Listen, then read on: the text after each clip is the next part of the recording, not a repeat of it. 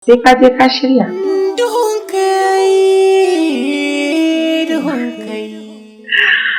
Saboda ba ta da nisa da inda nake. Ya rikirkita mini rayuwa. Ba shi kenan ba.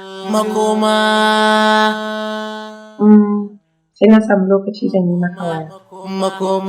Makomar tunani nake. Duhun kai. Karka damu. Wurin saka kwallon shara. Ba girin ba sai mai. Allah ya kare man in haɗa alaƙa da mutanen da ke cikin wannan gidan. Ai ko banza ba na so in haɗa alaƙa da su. Allah kuma ya kyauta min. Alhaji mai wannan gidan shine su lalata min yarinya. Ga ta nan da ciki wata 5 ka je ka gaya mai ina son ganin shi fito. To munafuka algunguma. Allah ya tona asirinki. Wato dama kullun ke ce kiyo momin famfo ta yi min fada ko? Rufin baki da Allah mara kunya. Ƙarya ce miki? Ba ta fi kirki bane ba? Ko ba gaskiya ta faɗa ba?